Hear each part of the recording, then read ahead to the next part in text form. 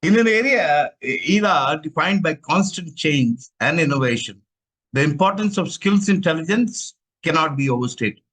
Today, we find ourselves at the crossroads of traditional career paradigms and the transformative power of adaptive skills in a dynamic landscape. The concept of skill first is not merely a mantra, it's a strategic approach that individuals and organizations are adopting to stay agile, relevant, and resilient. Good afternoon, ladies and gentlemen, and welcome to this new episode of the GWFM Interview Series.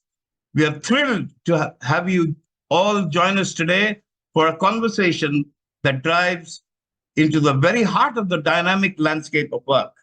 I am your host, Partho Ganguly, co-founder of GWFM, and it's my pleasure to guide you through what promises to be a thoughtful and insightful exploration of the power of skills intelligence. Together, we'll unravel the strategies, trends, and insights that define success in today's professional ecosystem.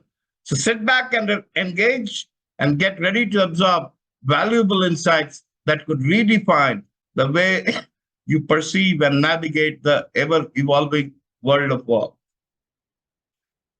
Whether you are a professional seeking to chart your career or a leader steering your organization through change, this conversation is tailored for you.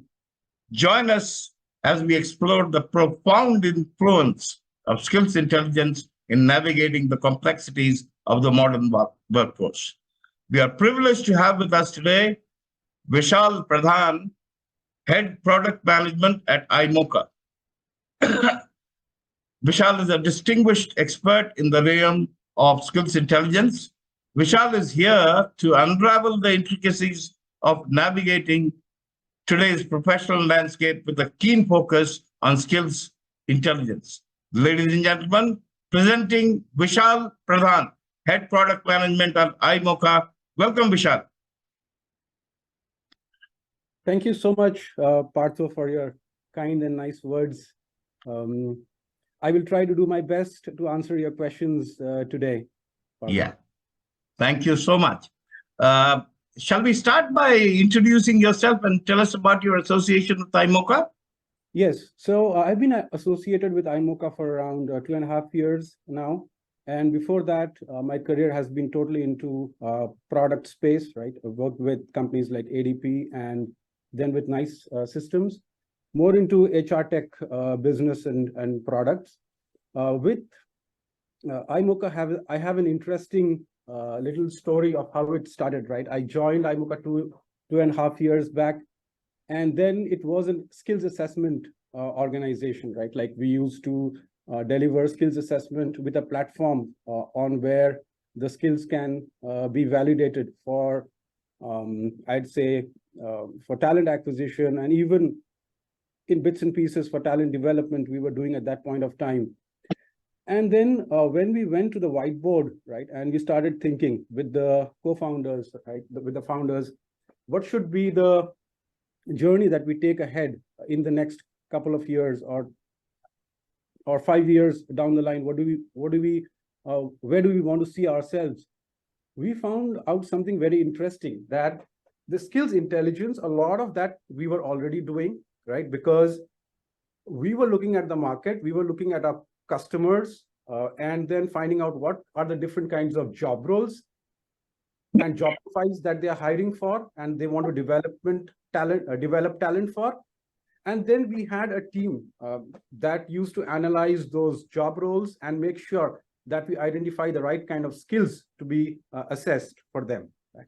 So that was a very good starting point for us, because it gave us not just insights, but a lot of data points, right? Like millions of assessments were happening in our platform at that point of time. So that data could be very, very valuable for us, at least to understand what's the skills landscape and where the world has moved in the last couple of years, and then build certain kinds of technology using AI, ML, and natural language processing models in future, so that we can move into full spectrum of decision making using skills intelligence, not just for hiring and developing talent, but also for succession planning, benefits and compensation, internal mobility, learning and development plans for organizations. So that's how our journey has been, Partho. Awesome. Now, since you know, since we are talking about skills intelligence, I want myself to understand, and also I presume the audience would also like to understand why is skills intelligence crucial in today's changing job landscape. And can you explain how does it empower individuals and organizations to adapt to evolving industry needs and technology? Yes, definitely. Interesting question, because there was a why there, right? Without why, no what and how is complete. So there, I'd like to start off with, how the history has been. Like if I look at the initial days of my career, like let's say 17, 20 years back, right? There was a revolution that was going on, mainly because of how internet was penetrating into all different kinds of businesses. So every other company were making websites, they were making web tools, they were using internet to solve this problem, that problem. And that's how a lot of software engineering skills grew, especially on the web app side, right? The thick client was still good in place even before that, but the web apps and technologies around hosting and running web applications became very, very much in the demand of that really grew at that point of time. Now, that in the next decade shifted into what I would say is a digital disruption, where each company, they were wanting to have tools, mobile apps, companies that were into telecom, right? They were having these IoTs built in to make sure that their functions run. Even retail went into mobile apps. Every organization, even automobiles, they were doing a lot of digital stuff. Even a lot of things happened on fintech ground as well. So that was a digital revolution that happened. Now, post that, what we have seen is most of the industries are moving into one another. By that, what I mean is, for example, Reliance, it's an oil company, right? They are moving into solar. Telecom companies are moving into to become ODD platforms, right? We've seen how Jio gave us that World Cup football experience and all of that.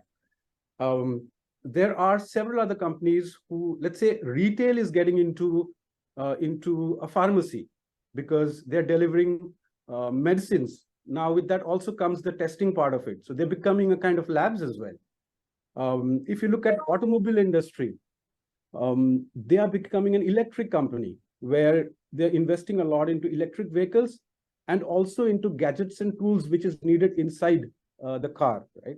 So that's how, and when these kind of changes happen, this transformation happens, the real power comes in from your ability to know the market demand of what skills is needed in the organization and being able to either develop, hire, and build that kind of talent inside your organization so that they actually deliver the business objectives of the organization. So whatever we get from the skills, which helps us take decisions in building, buying, or redeploying talent inside the organization, all that amounts to the skills intelligence of the organization.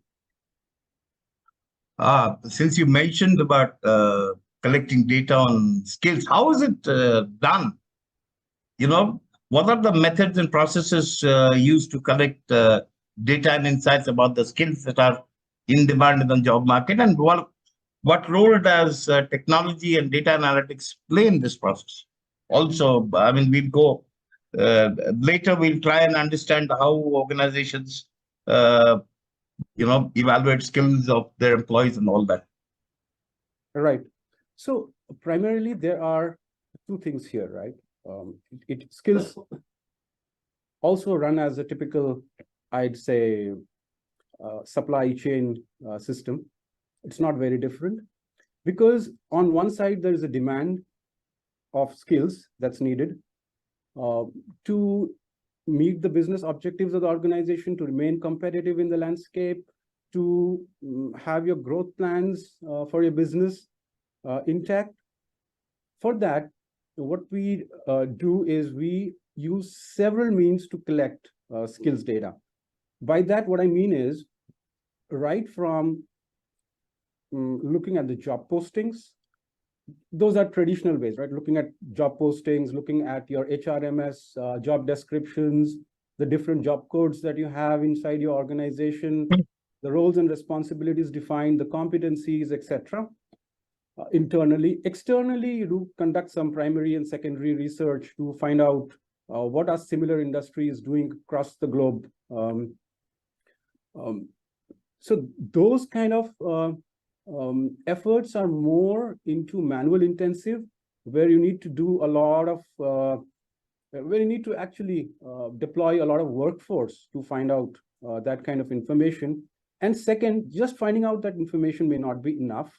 You'll have to analyze that information and come out with some kind of valuable insights which align with the business objectives of the organization, right? So that entire is on the demand side. Traditionally, organizations have been doing.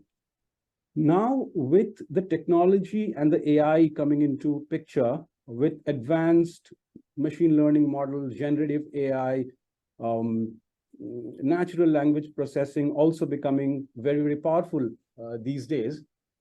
All that manual work that used to be done earlier can be automated, can be made more precise, less prone to human errors, where data from all of these different sources can be collected, and an inference model can be run on it to determine what exactly is the kind of a taxonomy and an ontology of jobs that's there in your organization needs to be crafted.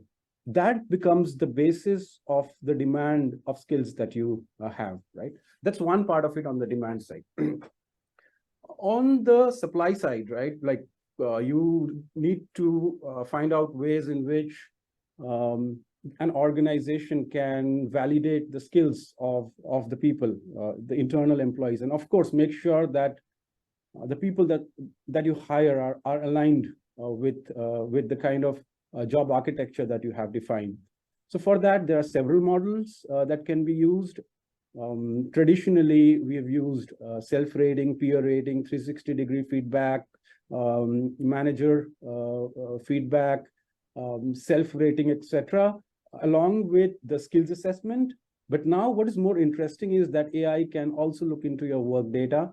It can also look at your professional social profile. It can also look at what are the activities that you are doing on tools like LinkedIn or internal learning and development tools that your organization has deployed.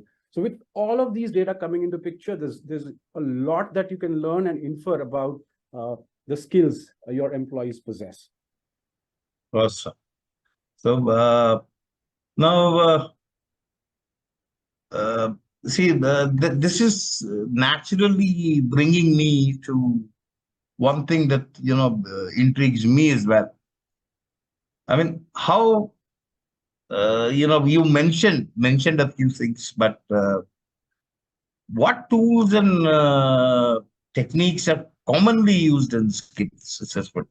And iMocha as a platform, how does it help in skills assessments?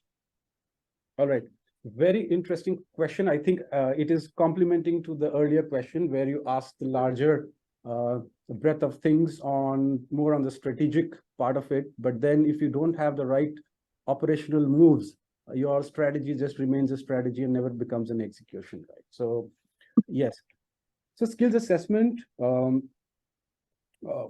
is it's something that's got to do very close with the job roles that you have identified. The job roles traditionally had job descriptions, the roles and responsibilities, and so on. But now how the organizations are functioning is a little different than earlier, where our job roles and responsibilities differ in the way it can also differ to an extent on who is performing that particular job role, right? Okay. So the move has moved it. So we'll have to move from being a job role dependent organization towards a capabilities and skills dependent organization, right? So once you have that kind of a structure in place, the architecture in place, where the job role, which is a part of your HRMS, your capabilities that you define are something that's tied with the objectives of the organization, and in the underhood, right, what really runs are the skills. So if I'm a product manager, right, as my job role, if someone asks me outside my organization, like, what do you do? I would say I'm a product manager. But then inside the organization, I would be certain specific to the role. So I am managing the product for skills intelligence, right? That is my role inside the organization. Now, if someone asks me, what did you do this week or today? I would say I reviewed user stories. I did competitor analysis. I worked on the value proposition. I did a few other things, right? What are all of these? All of these are capabilities that you need to have to perform on a daily basis. I would never say I did Pendo or I did Rally or I did Excel or I did something else. However, under the hood, I may still be using these tools and these skills to fulfill that particular capability. So that's how, when you structure your architecture like that, it becomes very easy for an organization to understand what skills you need. And based on those skills, the uh, the content creation of the assessments can be done so that the assessments are not very long and do not move away from the strategic goals of the organization, right? It has to be very specific. So that way, that's one way of looking at it. Now, assessments are very complementary to overall skills, your skills intelligence as well, because that is one way in which you can identify skills, right, of your employees. However, there are other means using AI. You can use the resumes, the social profile, the work data that's coming from project history, etc., to solidify your assessment experience and validation.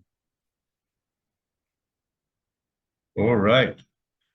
Now, today, a lot of the, I see a lot of YouTube videos. So there are a lot of companies who are talking about, uh,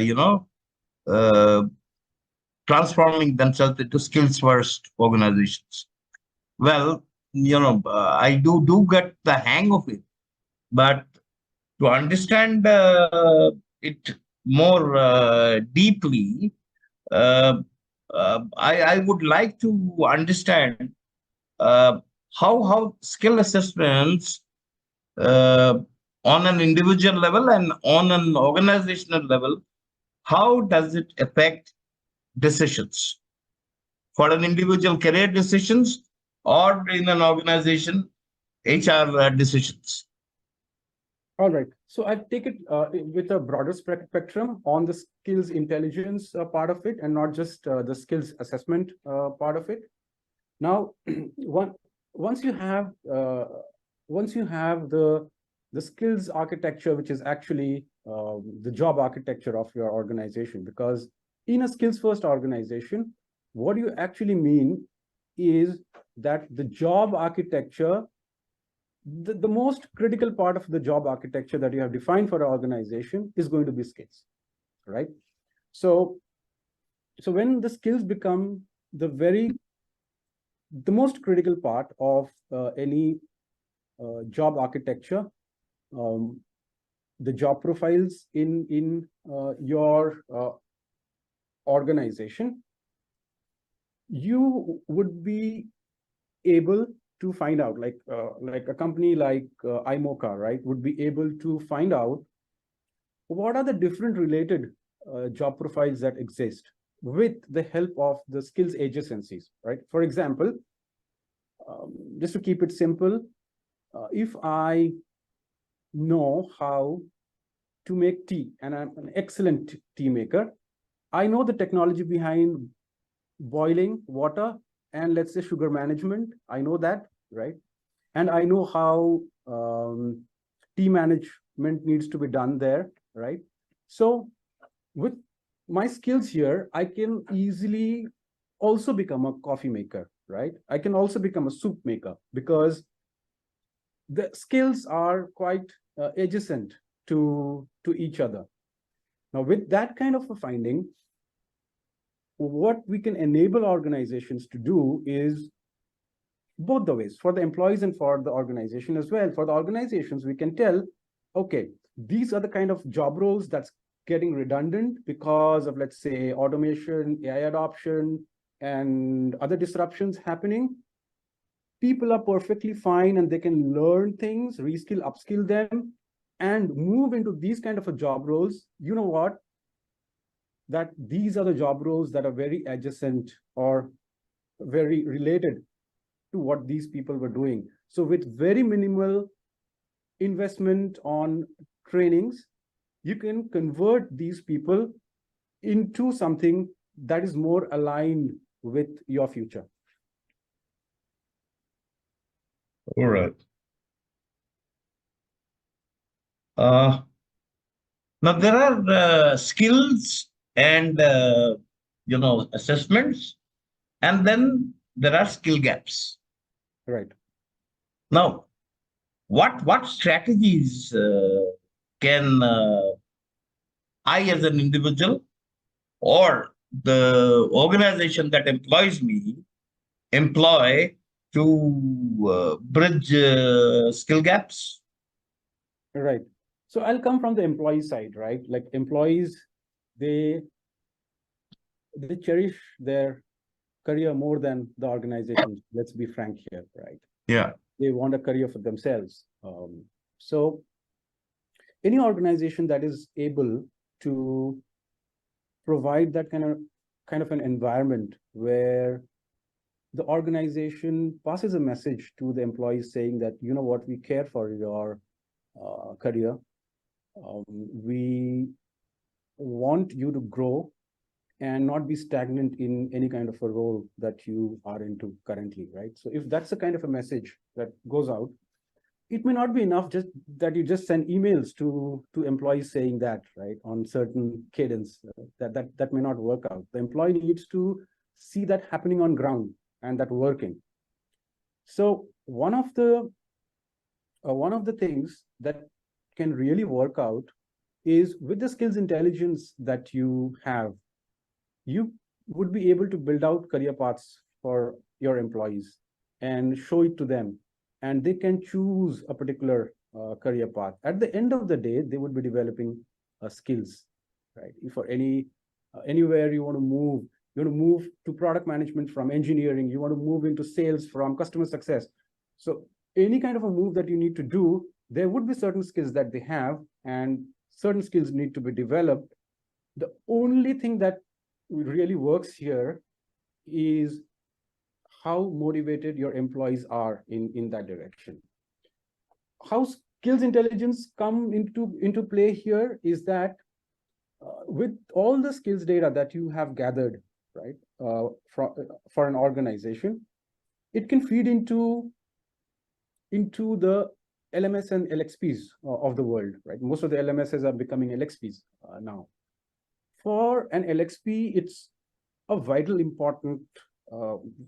piece of information there, because using that, they can tailor bite-sized learning. They can curate personal learning plans for different sets of employees. And also, what is becoming very popular, and it makes sense as well, is learning in the flow of work, right? what it means is like, I do not need to really go into some other tool and have a dedicated time. Look, I need to learn 2 hours a day. If there is something that can assist me while I'm working, that's the reason why most of the LXPs are getting integrated with work tools like the project tools from Atlassian set, or it is the Microsoft set of work tools. So if there can be some bite-sized learning, which they can quickly see in 2 minutes, 5 minutes, and then they can learn certain things. I believe skills intelligence would be the key for any LXP to be able to guide employees in the way it should. Okay. Now let's come to the fact that you are part of the iMocha team, and we would like to know more about iMocha's positioning in the skills intelligence space. Right. So as far as our positioning is concerned, we are into providing insights for the talent decisions that an organization takes, right? So we call ourselves to be the insights provider for several decisions that happen in an HR ecosystem in the organization, whether it is hiring talent, whether it is redeploying talent through internal mobility, or it is curating learning paths for employees. What are the different career paths that's available for employees, determining that, building the right at the onset, building the job architecture and this right skills first architecture, I would say. So we would be providing the skills intelligence for all of these, right into succession planning as well for an organization. It can also be benefits and compensation strategy for the organization. So I'd say we are the insight providers for any HR decision that you take in an organization. Great. I'll now probably dive deeper into these, the talent acquisition and, learning and development. So to start with talent acquisition, I would personally think that skills intelligence empowers organizations to make more informed and data-driven decisions throughout the recruitment lifecycle. Now, by leveraging insights into the skills landscape, organizations can probably optimize their talent acquisition strategies, ensure they secure candidates who not only meet current needs, but also contribute to a long-term success. What are the ways in which skills intelligence can be fruitfully utilized, and can you probably give us a few examples and maybe show us on the platform how this can be achieved? Right.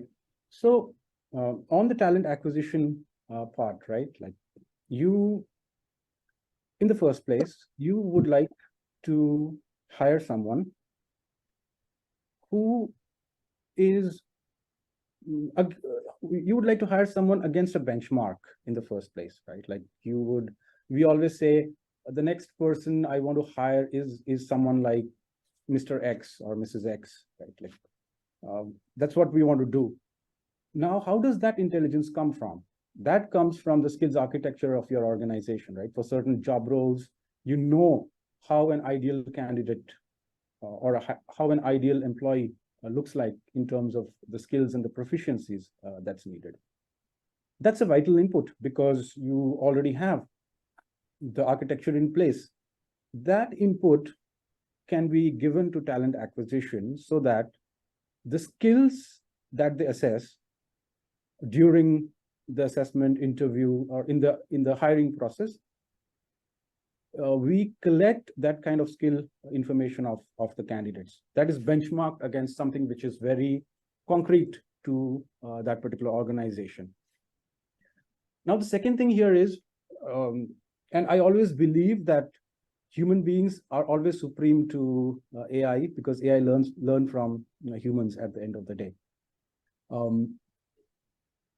If AI can replicate how the best recruiters in the world recruit, right? What's their way of doing it? When a best recruiter goes out, they have a clear understanding of the job description, roles and responsibilities, and the skills that's needed. That's how they go out to, let's say, LinkedIn and other job portals and find out who are the right candidates to source the candidates. Can this be done through AI? Yes, it can be done, because you can replicate that behavior, that intelligence of how several great recruiters have been behaving over a period of time. So you can have AI coming into picture and then going out, looking into the job description, skills, and then being able to pick up the resumes and then match the skills and capabilities of those people.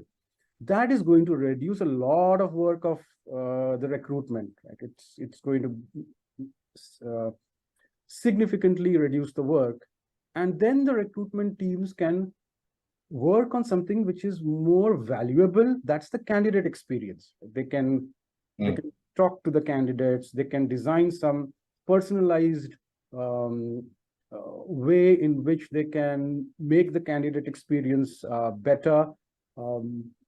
They can do a lot of other things rather than just going out and seeking resumes, going through that and making sure things work or not, right? Whether this candidate is fit or not. That can be easily replicated by technology now. So that's a great value that we can provide. The second is with the benchmark that you already have on what skills you need, you can also gather more data about these these candidates from the interviews that's happening, right? You can read the interview data. You can look at the feedback from the hiring managers, and then you can figure out like what's the skill match of this particular person, and then you can take decisions on whether this person should move to the next round or not. Third is on the candidate experience. What we have always heard is that candidates are not happy when they don't get the feedback on time, right? Even if they have been rejected, if we can provide what's the reason, how can you improve in your next interview, what are the different areas you lack and you need to work on, all of these can come based on the skills rather than just some text that we are putting in there. That is a valuable feedback to the candidate. It enhances the overall hiring experience for them. And then you build a brand for your organization because you are in touch with so many candidates and all of them are having a good experience. It creates a good brand for your organization at the end of the day. Good. Since you mentioned, so I'm asking again. Now, this process of skill mapping is an important fundamental process. How do organizations create effective skill profiles and maps? I mean, how does iMocha help in skill mapping, for instance? All right. Yeah. Here, so when we talk to a lot of customers and when we get insights to what's happening, so having the skills and what are the different skills that's needed for the different job profiles, this is nothing new. People have been doing this on Excel sheets and internal tools and whatnot, right? So they have been doing this. The biggest challenge that I have seen in organization is around updating and maintaining it. And when the organization objectives, when the overall economic situation in that particular geography or the world changes pretty rapidly, it does impact the different job roles and the skills that's needed. It's very difficult for any organization without the right set of tools and practices to be able to update and be relevant in the architecture, the skills architecture that you have created. So what happens is you go to a consulting company. The consulting company takes up an assignment, works for 3 to 6 months, builds that skills architecture, hands it over to you. And there are like 2-3 people in your organization who know about it, and that's it, right? Like, and then things are going fine for 3 months, 6 months, but after that, there's a problem because the market dynamics has changed. Your company's objectives would be futuristic. The competitive landscape is changing. So all because of that, you would have to do this exercise again and again and again. And trust me, there would be few people, if we go this way, there would be few people who would know about it. And then if they leave the organization, your entire project is gone. Yeah. So very human dependent. True. So a better way to do that would be to leverage the right technology, where the job role, which is already identified in the HRMS with the job codes, we align that with the overall business objectives of the organization, build in the right kind of capabilities that's needed to suffice in that particular job role, and then identify all the different skills that's needed to be able to deliver on those capabilities. Now, this is initially, it's done through a combination of certain consulting and then the use of AI into doing this. However, as it goes forward, we can have the AI itself running and finding out what are the different things that's happening around in the world, right, related to these job profiles, and we notifying the users, the customers, that, you know what, for your organization, we see that you do have skills that's related to oil and energy, but since your kind of organization is moving into solar, you may need to bring in solar skills into your taxonomy. And so that is one part of it. Another is following certain well-known frameworks, whether it is the Singapore framework for banking, or it is the ONET framework for technology and others as well. So when we keep a combination of AI, certain frameworks, and certain inbuilt intelligence of iMocha, it becomes quite a powerful way in which we can maintain and keep on updating our architecture. So, now, see, today, we are living in a world where, redundancy is a very relevant word, right? People either stay relevant or become irrelevant, right? Now, I'm sure they're talking about what skill is required and what skill people have, right? And so there is a constant process of learning and development and evolution, right? That's how I understand it.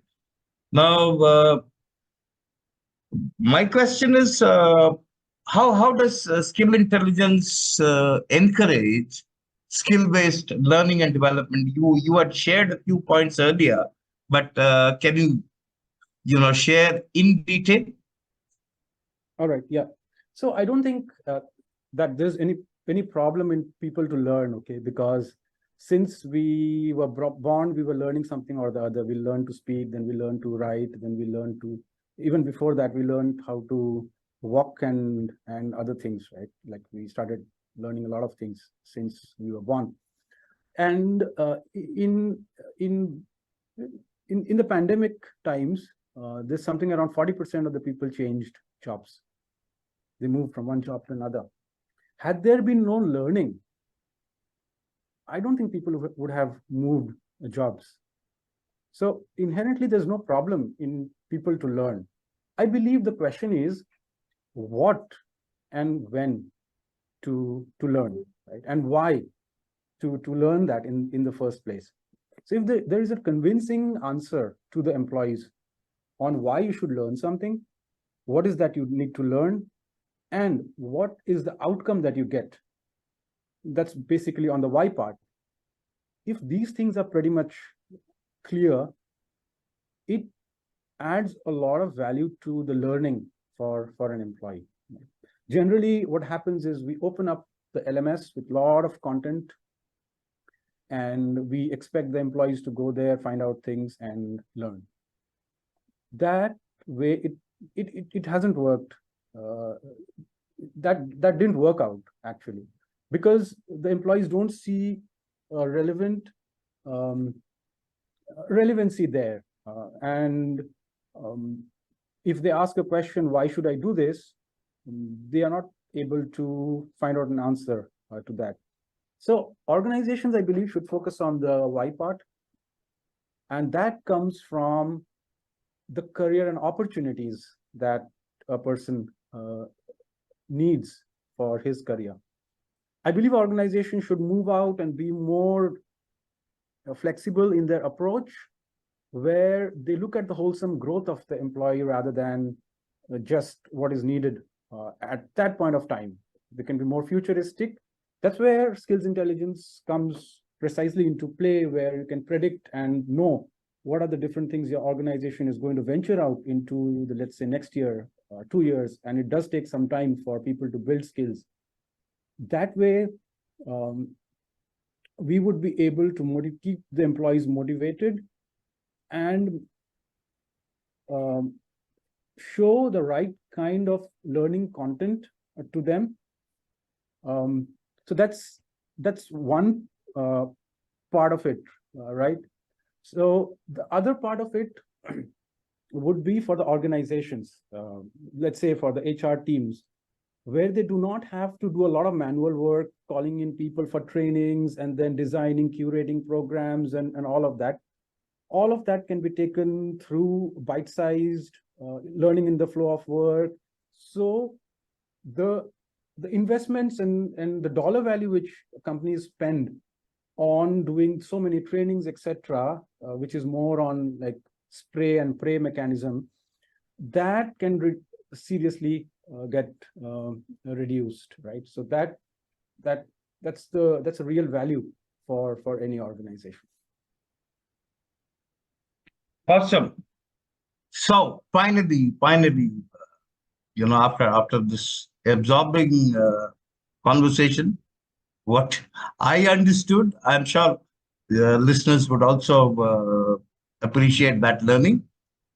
I've understood that skills intelligence is the transformative force shaping how we approach talent acquisition, personal career growth, learning development, workforce development in a landscape which is constantly changing. Absolutely, yes. Yeah, right? So adopting a skills-first mindset, leveraging platforms like iMocha, and embracing continuous learning are key elements for success in this environment. Ladies and gentlemen, esteemed HR and talent professionals, as we draw the curtains on this insightful session on the power of skills intelligence in navigating the dynamic landscape of work, I wanted to extend a heartfelt appreciation to Vishal for sharing his expertise and sharing information and insights about iMocha, the intelligence platform. I can only wish and I pray that let skills intelligence be your compass, guiding you through the intricate terrain of TA, workforce development, and personal growth. By prioritizing skills over qualifications, you unlock a world of possibilities for innovation, agility, and resilience. I extend my sincere gratitude to Vishal for contributing his insights and to all of you, our dear audience, for your active engagement, encouragement, and patience throughout the GWFM initiative. Embrace the power of skills intelligence, and may your journey be marked by continuous learning, strategic adaptability, and success in the ever evolving world of work. Thank you very much. I am, in this episode, my major support system is Dr. Shiva Kumar. Shiva, can you make yourself visible? Hi, Pradhan. Yeah, I'm here. Yeah. Shiva is the founder of GWFM, and I joined GWFM after Shiva had founded it. Okay, so we are the people who are running GWFM, and we hope that all that we have been able to do is kind of showing, and it is coming back, and I and Shiva both are extremely thankful for this. And Shiva, your last words, and then we'll wind up. Thanks, Vishal, for taking your time out and making this interview series successful. And I'm sure that the audience have learned a lot, and I myself have learned a lot, something new. Really appreciate your valuable presence. Thanks for giving me the opportunity. Thank you. Looking forward to seeing many more interviews to learn about your product and also like in your offerings. Thank you. Yeah, we will be uploading this on our YouTube channel, and will be made available to all who are interested. Right? Please reach out to us, and when you watch our YouTube videos, please do not forget to subscribe and like. Thank you so much. Have a wonderful weekend. Thank you very much, Vishal. Thank you. Vishal as RD.